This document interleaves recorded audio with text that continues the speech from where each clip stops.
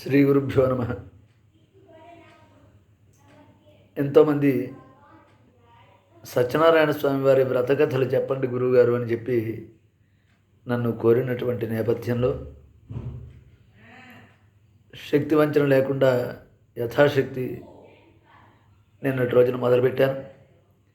నిన్నటి రోజున ప్రథమోధ్యాయం పూర్తి చేసుకున్నాం. ఈరోజు ద్వితీయోధ్యాయం విద్దాం. ద్వితీయోధ్యాయారంభ. మహామునులంతా కూడా గురువుగారైనటువంటి సూతుల వారిని ఇలా ప్రశ్నించారు. గురువర్య, శ్రీమన్నారాయణమూర్తి నారదునికి చెప్పినటువంటి మాట వాస్తవమే. అలా శ్రీమన్నారాయణమూర్తి నారదునికి చెప్పినటువంటి ప్రకారంగా భూలోకంలో ఎవరైనా సత్యనారాయణ స్వామి వారి వ్రతం ఆచరించారా? స్వామివారి యొక్క అనుగ్రహం పొందారా? ఆ విషయాలు ఏమైనా ఉంటే చెప్పండి అని చెప్పి వినయపూర్వకంగా శిష్యులంతా సూతుల వారిని అడిగారు. అప్పుడు సూత మహర్షిలా చెప్తున్నాడు. నాయనలారా, చాలా చక్కని విషయాన్ని అడిగారు. సరే చెప్తున్నాను వినండి. పూర్వము కానకప్పుడు కాశీపట్టణమునందు ఒక ఆనక బ్రాహ్మణుడు ఉండేవాడు. ఆ బ్రాహ్మణుడు వేదాంగ పారంగతుడు. నిత్యము సంధ్యావందనము, అగ్నికార్యము, దేవతార్చన మొదలైనటువంటి కర్మలన్నీ కూడా, వైదిక కర్మలన్నీ కూడా చక్కగా నిర్వర్తిస్తూ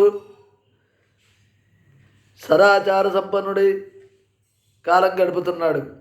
అయితే పాపం ఆ బ్రాహ్మణుడు పేదరికంతో బాధపడుతూ భిక్షాటన చేసి బ్రతుకుతున్నాడు. భగవంతుడు బ్రాహ్మణ ప్రియుడు కావున ఆ పేద బ్రాహ్మణుడు అలా అడుక్కు తినడం చూడలేకపోయాడు శ్రీమన్నారాయణమూర్తి. తాను కూడా ఒక వృద్ధ బ్రాహ్మణ రూపాన్ని ధరించినటువంటి వాడై పేద బ్రాహ్మణునికి ఎదురుబడి, ఓ ఈ విప్రోత్తమా, ఏమిటయ్యా ఇంతలా చదువుకున్నావు, మహాపండితుడివి, ఇలా అడుక్కు తింటున్నావు ఏమిటి అన్నట్టు ఏమీ తెలియనట్లుగా, స్వామి నేను చదువుకున్నటువంటి మాట వాస్తవమే. నేను అడుక్కు తినడానికి కారణం ఏమిటి అంటే నన్ను ఏం చెప్పమంటారు? ఈ దారిద్ర్య బాధలు తొలగిపోయేటటువంటి మార్గం ఏదైనా ఉంటే సెలవియ్యండి అని ఆ పేద బ్రాహ్మణుడు వృద్ధ బ్రాహ్మణ రూపంలో ఉన్నటువంటి స్వామివారిని అడిగితే, నన్ను పూజించబయ్యా అనకుండా, వయి విప్రోత్తమ, రమాసమేతుడైనటువంటి అన్నవరం సత్యనారాయణ స్వామి వారి వ్రతాన్ని అత్యంత భక్తి శ్రద్ధలతో ఆచరించు, నీ దారిద్ర్య బాధలన్నీ కూడా తొలగిపోతాయి అని చెప్తే, అందులోకి ఆ బ్రాహ్మణోత్తముడు చాలా సంతోషించి, తప్పకుండా రేపటి రోజున సత్యనారాయణ స్వామి వారి వ్రతం ఆచరిస్తాను స్వామి అని చెప్పి ప్రతిజ్ఞ చేసి కళ్ళు తెరిచేటప్పటికీ ఆ ఎదురుకుండా ఉండాల్సినటువంటి వృద్ధ బ్రాహ్మణుడు కాస్త అంతర్ధానం అయిపోయాడు. ఆహా, నా కష్టాలు చూడలేక, నా దారిద్ర్య బాధలు చూడలేక ఆ వైకుంఠవాసుడే వృద్ధ బ్రాహ్మణ రూపాన్ని ధరించి వచ్చి నన్ను వ్రతం చేసుకోమని చెప్పాడు. ఇంతకంటే నా భాగ్యం ఏముంటుంది అనుకున్నాడు. ఆ రాత్రి ఉత్సాహంతో నిద్రపట్టలేదు. తెల్లవారుజామున బ్రాహ్మీ ముహూర్తంలో లేచాడు, స్నానం చేశాడు, సంధ్యావందనం, అగ్నికార్యం, దేవతార్చన ఇత్యాదులన్నీ కూడా పూర్తి చేసుకుని యథాప్రకారంగా అడుక్కు తినడమే వృత్తిగా కలిగినటువంటి ఆ విప్రోత్తముడు అలా అడుగు బయట పెట్టేసేటప్పటికీ సత్యనారాయణ స్వామి వారి యొక్క అనుగ్రహం వలన ఆ బ్రాహ్మణుని యొక్క ముఖం కోటి సూర్య ప్రభలతో వెలిగిపోతోందిట. సాక్షాత్తు ఆ వైకుంఠవాసుడే దిగి వచ్చాడా అన్నట్టుగా ఉన్నట్ట ఆ బ్రాహ్మణోత్తముడు.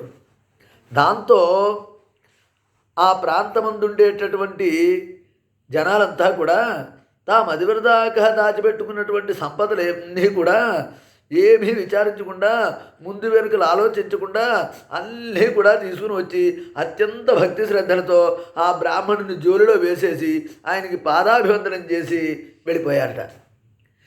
ఇలా అతి తక్కువ సమయంలోనే అనంతమైనటువంటి ధన సంపదలు వచ్చి పడడంతో ఇదంతా స్వామివారి యొక్క అనుగ్రహం అని భావించినటువంటి వాడై ఆ బ్రాహ్మణుడు ప్రతి మాసమునందు కూడా విడవకుండా సత్యనారాయణ స్వామివారి యొక్క వ్రతం ఆచరిస్తున్నట్ట. ఆ వ్రత ప్రభావం వలన ఆ బ్రాహ్మణుని యొక్క ఆ బాధలన్నీ కూడా తీరిపోయాయి. దారిద్ర్య బాధలన్నీ కూడా తొలగిపోయాయి. సకల సంపదలు వచ్చి పడుతున్నాయి.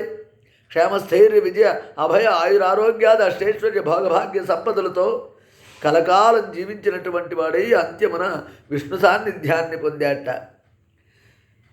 ఇదంతా చెప్తున్నారు సూతుల వారు. మళ్ళా మహామునులందరూ అడిగారు, అయ్యా ఆ బ్రాహ్మణుడు జన్మతః బ్రాహ్మణుడు కాబట్టి ఆయనకి 4 మంత్రాలు శ్లోకాలు పుట్టుకతో సహజంగా వస్తాయి. వ్రత విధానం కూడా ఆయనకి తెలుసు, పూజా విధానం. అందుకని స్వామివారిని పూజించాడు, స్వామివారి యొక్క అనుగ్రహాన్ని పొందాడు. మరి బ్రాహ్మణేతరులు ఎవరైనా స్వామివారి యొక్క అనుగ్రహాన్ని పొందారా? అదేదైనా ఉంటే మాకు సెలవియ్యండి అని చెప్పి శిష్యులంతా కూడా గురువు గారైనటువంటి సూతుల వారిని అడిగారు. అప్పుడు సూత మహర్షి అంటున్నాడు, తప్పకుండానయ్యా, చెప్పాను కదా, ఒకనొకప్పుడు వృద్ధ బ్రాహ్మణుడు ఒక ఆయన ఉండేవాడు. సత్యనారాయణ స్వామి వారి యొక్క వ్రతం ఆచరించి దారిద్ర్య బాధలన్నీ తొలగించుకుని ఆయురారోగ్యాన్ని భోగభాగ్యాలతో కలకాలం జీవించి అంతిమ మోక్ష ప్రాప్తిని పొందాడని చెప్పాను కదా. ఆ బ్రాహ్మణుడు ఒకనొక రోజున సత్యనారాయణ స్వామి వారి యొక్క వ్రతం ఆచరిస్తూ ఉంటే కట్టెలు అమ్ముకుని వాడు ఒకడు వచ్చి కట్టెలు కావడం వీధిలో నుంచి లోనికి వచ్చి కూర్చున్నట్ట. వ్రతమంతా అయ్యేంతవరకు అక్కడనే ఉన్నాడు. ఆ బ్రాహ్మణుడు తీర్థ ప్రసాదాలు పెట్టాడు. అయ్యా మిమ్మల్ని ఒక మాట అడగచ్చా అన్నాడు. అడుగునైనా దానిదే ఉంది, తప్పేముంది అన్నట్ట బ్రాహ్మణుడు. అయ్యా మీరు ఇదివరదాకా ఏ దేవుని పూజించారు, ఎందుకు పూజించారు అన్నట్ట. ఏం చెప్పమంటావయ్యా, నేను కానకప్పుడు దారిద్ర్య బాధలు అనుభవించాను. ఎవరో మహానుభావుడు కనబడి సత్యనారాయణ స్వామి వారి యొక్క వ్రతం చేసుకోమని చెప్పాడు. నేను ప్రతి నెలా కూడా ఆ వ్రతం చేసుకోవడం వలన ఇప్పుడు నా దారిద్ర్య బాధలన్నీ తొలగిపోయాయి, సకల సంపదలు వచ్చి పడుతున్నాయి, ఆయురారోగ్యాది అష్టైశ్వర్య భోగభాగ్యాలన్నీ కూడా నాకు చేరుతున్నాయి. నేను ఇప్పుడు ఆనందంగా ఉన్నానంటే, స్వామి మరి నేను కూడా ఈ వ్రతం చేసుకోవచ్చా అని ఆ కట్టెలమ్ముకొని వాడు అడిగితే, కులమత వర్ణ వర్గ ప్రాంత విభేదాలన్నీ కూడా మనం సృష్టించుకున్నటువంటివేనయ్యా. భగవంతుని దృష్టిలో అందరూ సమానమే. 4 వర్ణాల వాళ్ళు కూడా ఈ వ్రతాన్ని హాయిగా భక్తి శ్రద్ధలతో చేసుకోవచ్చు. 4 వర్ణాల వారు కూడా స్వామివారి యొక్క అనుగ్రహాన్ని పొందవచ్చు. దివ్యంగా చేసుకోను ఆయన అంటే, స్వామి రేపటి రోజునే వ్రతం చేసుకుంటాను, మీరే వచ్చి వ్రతం చేయించాలని చెప్పి ఆ కట్టెల ముగ్గనవాడు ఆ బ్రాహ్మణుని అడిగితే, తప్పకుండా నేను వ్రతం చేయిస్తాను ఆయన అన్నాడు. ఆ కట్టెల ముగ్గనవానికి కూడా ఆ రాత్రి ఉత్సాహంతో నిద్రపట్టలేదు. తెల్లవారుజామున లేచాడు, స్నానం చేశాడు, బొట్టు పెట్టుకున్నాడు, దేవుడికి దండం పెట్టాడు. దండం పెట్టి గంటలు కాబట్టి భుజం పెట్టుకుని ఆ రోజు ధనవంతులు ఉన్నటువంటి వీధికి పోయామగా ఊహించినటువంటి విధంగా మునుపటి కంటే కూడా 100 రెట్లు ధనం అధికంగా లభించడంతో అతను పరమానంద భరితుడైపోయాడు. వ్రతానికి కావలసినటువంటి సామగ్రిని అంతటినీ కూడా తీసుకుని వచ్చి సగౌరవంగా ఆ బ్రాహ్మణుని తీసుకుని వచ్చి ఆ బ్రాహ్మణుని యొక్క ఆధ్వర్యంలో సత్యనారాయణ స్వామి వారి యొక్క వ్రతం ఆచరించాడు. ఆ ప్రతి నెలా కూడా బ్రాహ్మణుని వల్లనే కట్టెల ముగ్గురు వాడు కూడా సత్యనారాయణ స్వామి వారి యొక్క వ్రతం ఆచరించడం వలన ఆయన యొక్క వ్యాపారం దినదినాభివృద్ధి చెందింది.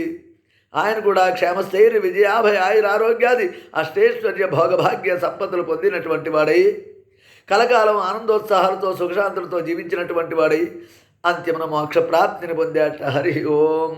స్వస్తి ప్రజాభ్య పరిపాలయంతాం న్యాయేన మార్గేణ మహీషా గోబ్రాహ్మణేభ్య శుభమస్తు నిత్యం లోకా సమస్తా సుఖినో భవంతు. స్వస్తి.